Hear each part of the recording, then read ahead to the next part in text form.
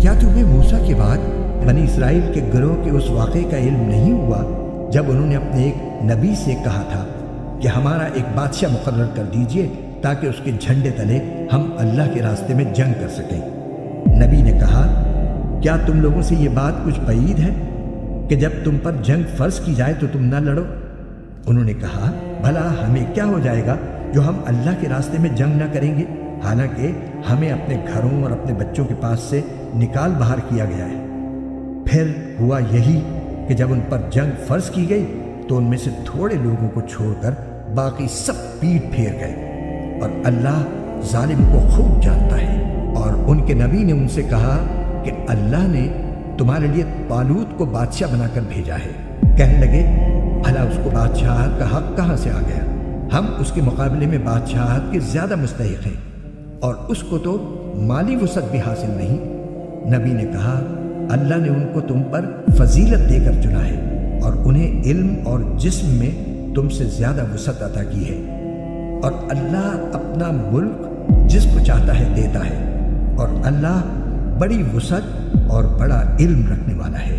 اور ان سے ان کے نبی نے یہ بھی کہا کہ طالوت کی بادشاہت کی علامت یہ ہے کہ تمہارے پاس وہ صندوق واپس آ جائے گا جس میں تمہارے پروردگار کی طرف سے سکینت کا سامان ہے، اور موسیٰ اور ہارون نے جو اشیاء چھوڑی تھیں ان میں سے کچھ باقی ماندہ چیزیں ہیں، اسے فرشتے اٹھائے ہوئے لائیں گے۔ اگر تم مومن ہو تو تمہارے لیے اس میں بڑی نشانی ہے۔ چنانچہ جب طالوت لشکر کے ساتھ روانہ ہوا تو اس نے لشکر والوں سے کہا کہ اللہ ایک دریا کے ذریعے تمہارا امتحان لینے والا ہے۔ جو شخص اس دریا سے پانی پیے گا وہ میرا آدمی نہیں ہوگا، اور جو اسے نہیں چکھے گا وہ میرا آدمی ہوگا، الا یہ کہ کوئی اپنے ہاتھ سے ایک چلو بھر لے تو کچھ حرج نہیں۔ پھر ہوا یہ کہ تھوڑے آدمیوں کے سوا باقی سب نے اس دریا سے خوب پانی پیا۔ چنانچہ جب وہ یعنی طالوت اور اس کے ساتھ ایمان رکھنے والے دریا کے پار اترے تو یہ لوگ جنہوں نے طالوت کا حکم نہیں مانا تھا کہنے لگے کہ آج جالوت اور اس کے لشکر کا مقابلہ کرنے کی ہم میں بالکل طاقت نہیں ہے۔ مگر جن لوگوں کا ایمان تھا کہ وہ اللہ سے جا ملنے والے ہیں، انہوں نے کہا کہ نہ جانے کتنی چھوٹی جماعتیں ہیں جو اللہ کے حکم سے بڑی جماعتوں پر غالب آئی ہیں، اور اللہ ان لوگوں کا ساتھی ہے جو صبر سے کام لیتے ہیں۔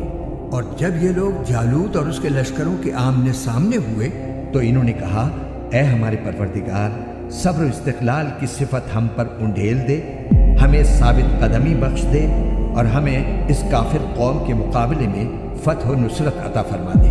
چنانچہ انہوں نے اللہ کے حکم سے ان جالوت کے ساتھیوں کو شکست دی، اور داؤد نے جالوت کو قتل کیا، اور اللہ نے اس کو سلطنت اور دانائی عطا کی، اور جو علم چاہا اس کو عطا فرمایا۔ اگر اللہ لوگوں کا ایک دوسرے کے ذریعے دفاع نہ کرے تو زمین میں فساد پھیل جائے، لیکن اللہ تمام جہانوں پر بڑا فضل فرمانے والا ہے۔ یہ اللہ کی آیات ہیں جو ہم آپ کے سامنے ٹھیک ٹھیک پڑھ کر سناتے ہیں، اور آپ بے شک ان پیغمبروں میں سے ہیں جو رسول بنا کر بھیجے گئے ہیں۔ یہ پیغمبر جو ہم نے مخلوق کی اصلاح کے لیے بھیجے ہیں، ان کو ہم نے ایک دوسرے پر فضیلت عطا کی ہے۔ ان میں سے بعض وہ ہیں جن سے اللہ نے کلام فرمایا، اور ان میں سے بعض کو اس نے بدر جہاں بلندی عطا کی، اور ہم نے عیسیٰ ابن مریم کو کھلی نشانیاں دی، اور روح القدس سے ان کی مدد فرمائی۔ اور اگر اللہ چاہتا تو ان کے بعد والے لوگ اپنے پاس روشن دلائل آ جانے کے بعد آپس میں نہ لڑتے، لیکن انہوں نے خود اختلاف کیا تو ان میں سے بعض تو ایمان لے آئے اور بعض کافر ہی رہے۔ اور اگر اللہ چاہتا تو وہ آپس میں نہ لڑتے، لیکن اللہ وہی کرتا ہے جو وہ چاہتا ہے۔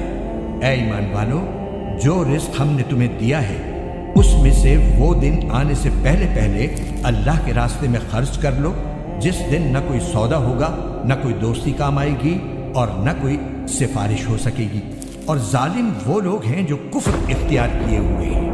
اللہ وہ ہے جس کے سوا کوئی معبود نہیں، جو سدا زندہ ہے، جو پوری کائنات سنبھالے ہوئے ہے، جس کو نہ کبھی اونگ لگتی ہے نہ نیند۔ آسمانوں میں جو کچھ ہے وہ بھی، اور زمین میں جو کچھ ہے وہ بھی، سب اسی کا ہے۔ کون ہے جو اس کے حضور اس کی اجازت کے بغیر کسی کی سفارش کر سکے؟ وہ سارے بندوں کے تمام آگے پیچھے کے حالات کو خوب جانتا ہے، اور وہ لوگ اس کے علم کی کوئی بات اپنے علم کے دائرے میں نہیں لا سکتے سوائے اس بات کے جسے وہ خود چاہے۔ اس کی کرسی نے سارے آسمانوں اور زمین کو گھیرا ہوا ہے، اور ان دونوں کی نگہبانی سے اسے ذرا بھی بوجھ نہیں ہوتا، اور وہ بڑا عالی مقام صاحب عظمت ہے۔